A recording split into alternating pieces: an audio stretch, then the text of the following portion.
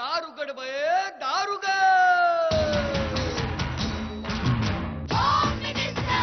कोणाला बघ, शाळेला उशीर होतो.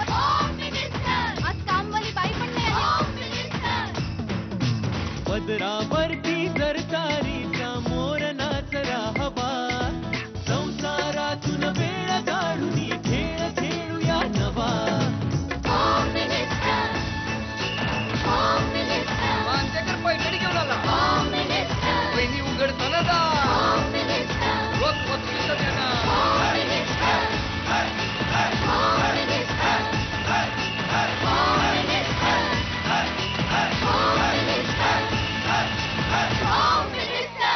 नमस्कार. Brooke Bond red label home minister मध्ये मी आदेश बांदेकर आपणा सगळ्यांचं मनापासून स्वागत करतो. आपण आहोत आता मोठे वेणगाव, कर्जत पश्चिम या ठिकाणी आणि इकडच्या सौ अश्मी अमोल चौधरी वहिनींना भेटणार आहोत. कर्जत हिरवगार झालेला आहे. पाऊस छान पडल्यामुळे सगळ्या वातावरणातच एक असा आनंद निर्माण झालेला आहे.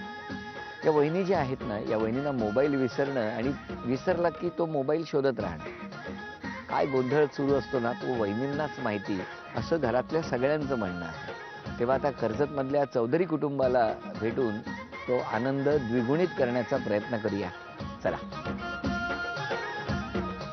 असाच SMS मिस्टरांना पण पाठवला होता का?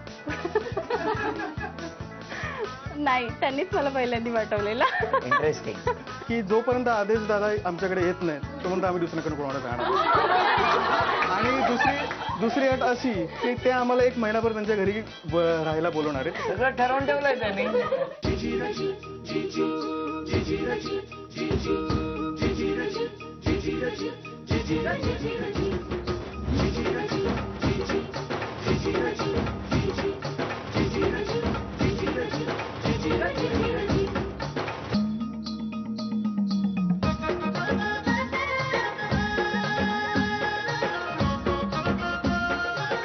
नमस्कार. नमस्कार.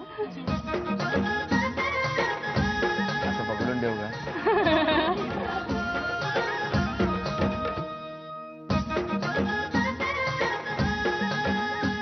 थांबा, आधी मी द्या. तांदूळच द्या ना आता. उखाणा घ्या. अमोलरावांबरोबर लग्न करून आले मी वेणगावात, नका तात्काळात राहू असे दारात, चौधऱ्यांची सुनिया नात्याने स्वागत करते, प्रवेश आहे आमच्या घरात. अरे वा.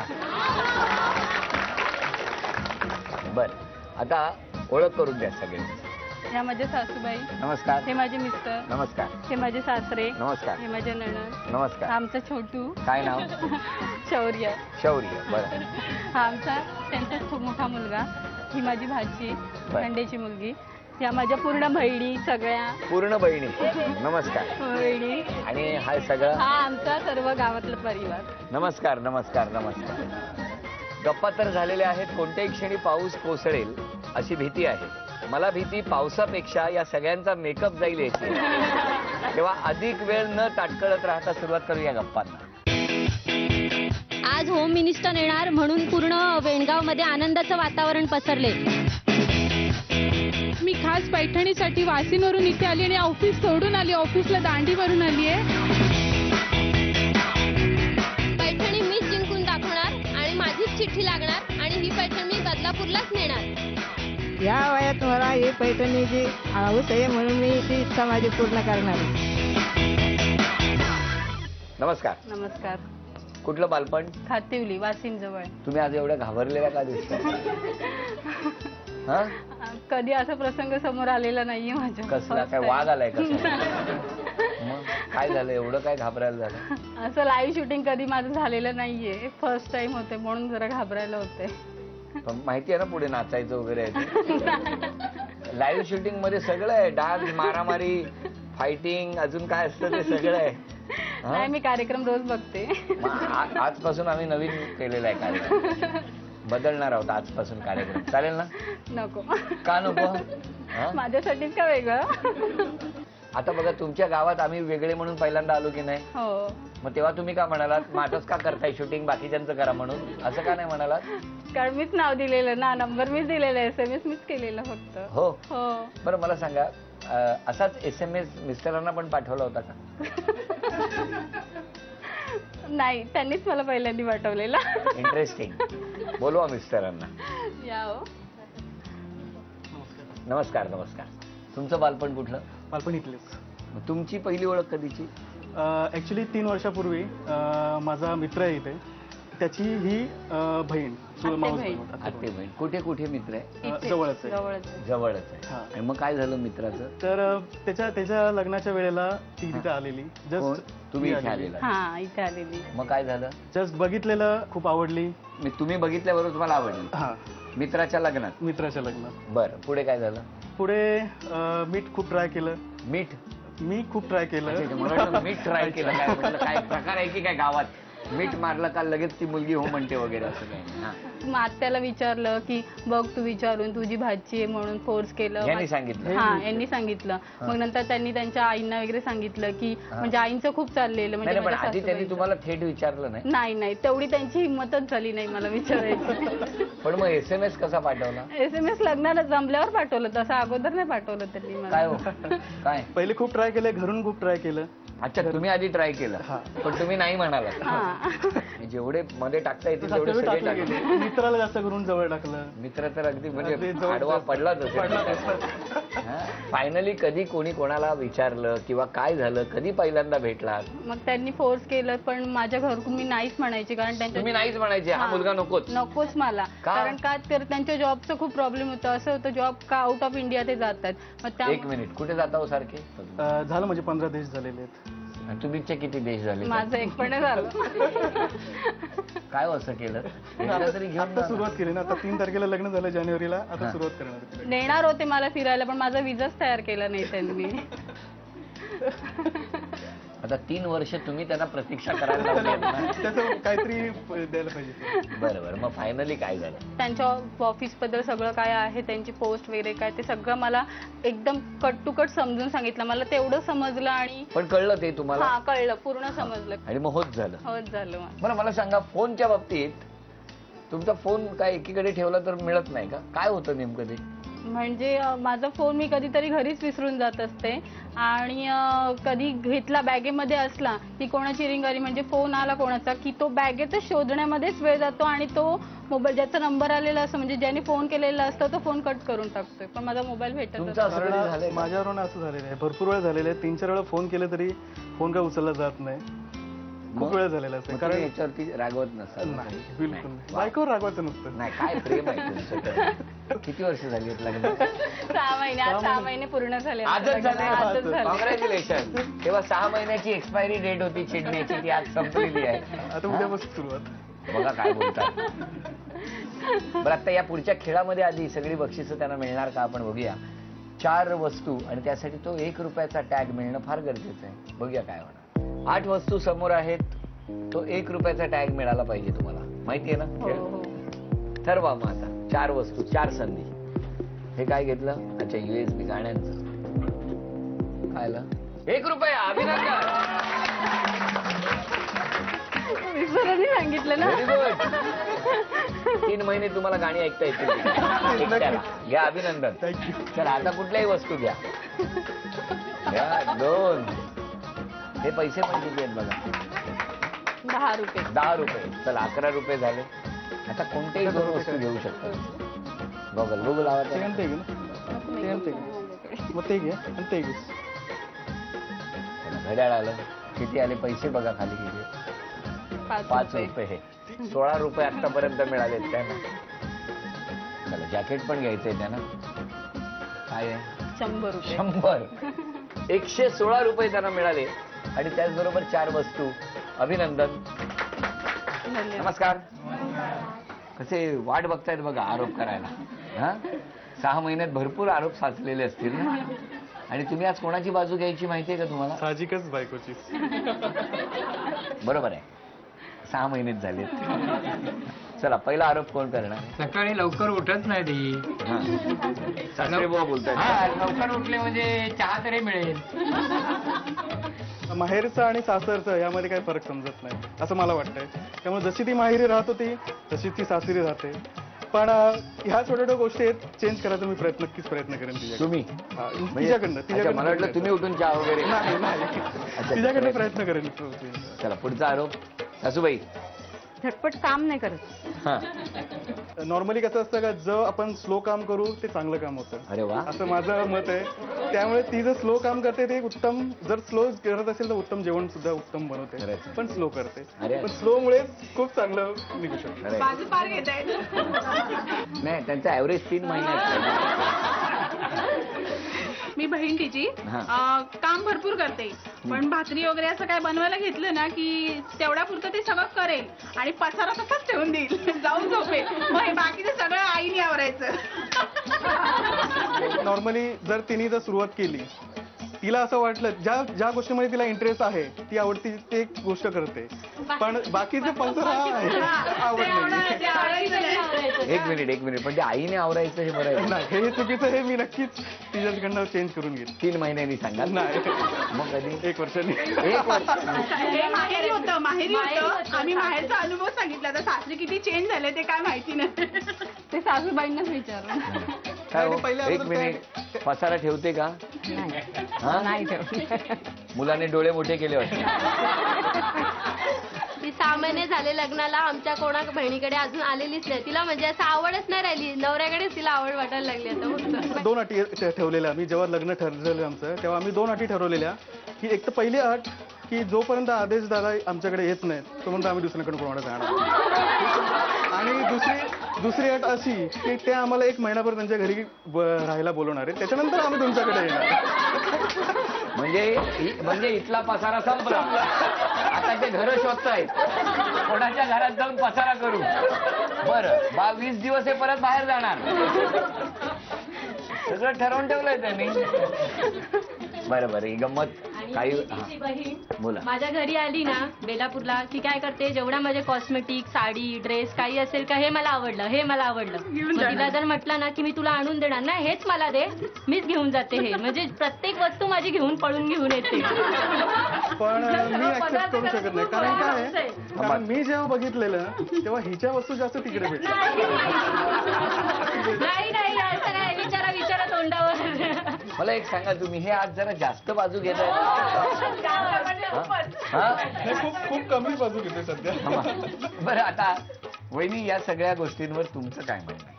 पप्पांनी सांगितलं लेट उठत नाही तर मी उद्या लेट उठत नाही. सॉरी लवकर उठत नाही. चुकीचं ऐकू नका. नाही. उद्यापासून झोपून राहायची नाही तर. लवकर उठत नाही तर मी उद्यापासून लवकर उठायचा प्रयत्न म्हणजे आता करेन. सध्या कितीला उठता? तरी पण मी 7-7:30 पर्यंत उठते. मग तुमचं म्हणणं काय पहाटे 5ला आम्ही 6ला उठतो. हा बरोबर. ओके, हा, मग उद्यापासून 6ला. हा, उद्यापासून उठायचा प्रयत्न करेन. प्रयत्न करणार कन्फर्म. पुढे बहिणीने आरोप केला माझ्या की सगळ्या वस्तू, पण हा आरोप मला मान्य नाही, कारण तीच माझ्या वस्तू सगळ्या नेत असते. माझ्या बहिणीने आरोप केला पसाऱ्याचा, जो काही भाकरी करते आणि तो मी तिकडेच करायची, आईकडे सगळं चालतंय, इकडे नाही. मी काहीच, इकडे म्हणजे मी सगळं पद्धतशीर करते व्यवस्थित. आणि ते खरंच आम्हाला म्हणजे अनुभव आला 6 महिन्यामध्ये. तिच्या सासू खूप तिचं कौतुक करतायत आणि इकडे आल्यापासून आम्हाला पण खूप आनंद झाला की तिकडे जशी होती आमची सीमा तशी आता इकडे नाहीये. आता चांगली आता सुधारली. खूप सुधारले. तेव्हा आता माहेरी जाऊच नका. आता माहेरी जाऊच नका, परत बिघडाल. आणि आमच्या बहिणींकडे कुठेच येत नाही. आता ते तिने मान्य केलं पाहिजे की सगळ्यांकडे जायचं. 6 महिने बहिणींकडे गेली नाही म्हणून बरी वागते.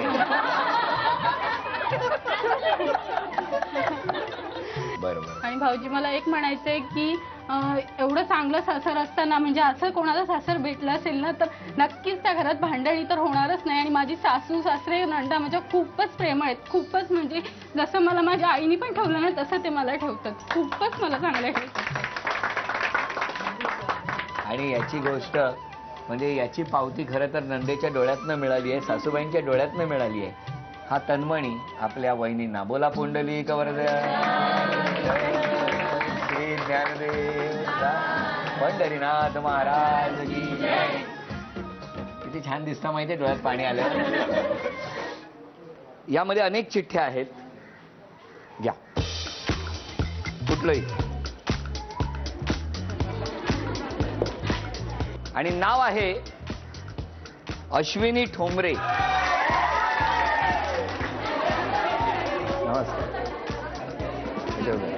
नाव सांगा. माझं नाव अश्विनी सुनील ठोंबरे. बर. मी माहेर वाशिण आहे. माहेर वाशिण आहात म्हणजे कुठे असता तुम्ही? माझं सासर वडगाव आणि मग मी राहते पुण्यात. सासर वडगाव, हा. राहता पुण्यात. हो. मिस्टर कुठे आहेत? मिस्टर पुण्यात सध्या पुण्यात. हा. मग इकडे माहेर काय आषाढीला फिरायला आलाय? फिरायला आले. काय कशासाठी?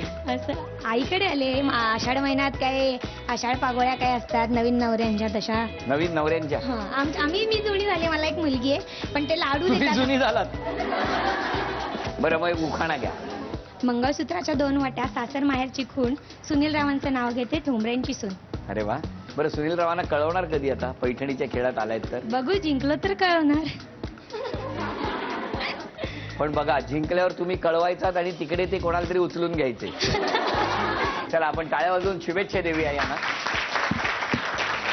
चला या दोघींनाही आपण शुभेच्छा दिलेल्या आहेत आणि आता कोण जिंकणार पैठणी आपण बघणार आहोत. खेळ सोपा. मधोमध एक रिंगण आहे आणि 10-10 संधी दोघींनाही मिळणार आणि इथे उभं राहून इकडनं तो चेंडू अलगट टाकायचा आणि तो त्या रिंगमध्ये जाऊन थांबला पाहिजे.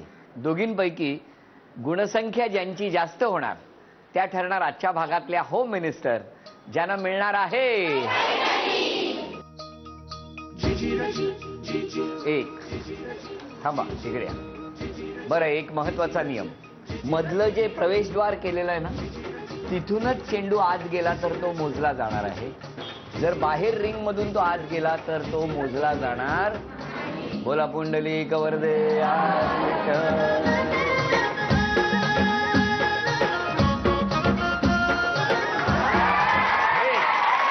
तुम्ही या बाजू.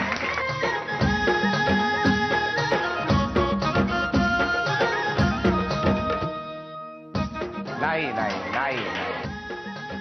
कोणत्याही क्षणी निकाल कसाही.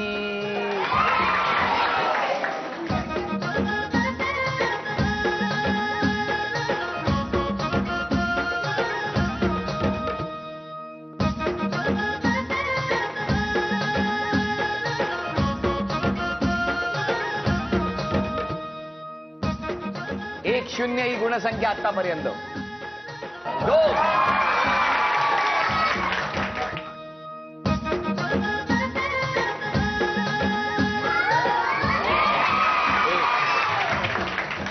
2. एक ही गुणसंख्या.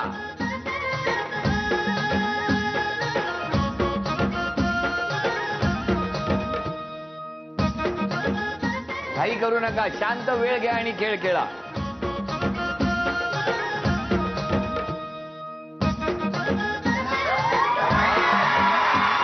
3-1. या पुढचे 2 टाका.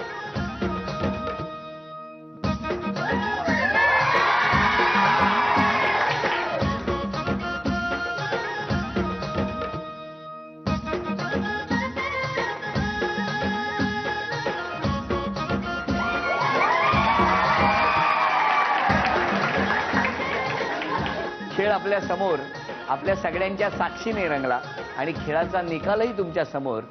झी मराठीकडून ही भेटवस्तू तुमच्यासाठी. अभिनंदन. काय आहे मिस्टर येऊ शकलेले नाहीयेत.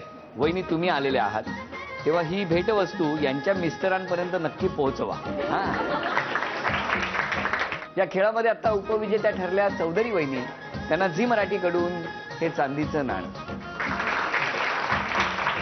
आजच्या भागामध्ये होम मिनिस्टर ठरल्या ठोंबरे वहिनी. त्यांना तथास्तु पुणे यांच्याकडून ही पैठणी. अभिनंदन.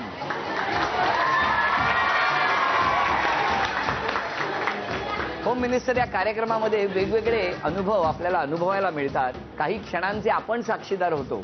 म्हणजे बऱ्याचदा वहिनी जिंकल्या की भावजी उचलून घेतात. कधी कधी जेव्हा भावजी सोबत नसतात त्यावेळेला मग इतर मैत्रिणी पुढे येतात आणि आपल्या मैत्रिणीचा आनंद तिला उचलून द्विगुणित करतात. आज मात्र या म्हणजे वहिनींच्या कार्यक्रमामध्ये वहिनींनी उचलून घेतलं असं मात्र पहिल्यांदा अनुभवायला मिळालं. तेव्हा आजचा भाग इथेच संपतो आहे. या गावातल्या सगळ्यांना सुख समृद्धी आनंद मिळू दे. सगळ्यांच्या घरात भरपूर सुख नांदू दे. हे विठ्ठलाकडे मागणं करूया असं म्हणत आजचा भाग इथेच संपवूया. पुन्हा भेटूया अशीच एक पैठणी घेऊन ब्रुकबॉन्ड रेड लेबल होम मिनिस्टरच्या पुढच्या भागात. बोला पुंडलिक वरदे हरी. श्री ज्ञानदेव तुका पंढरीनाथ महाराज की. धन्यवाद.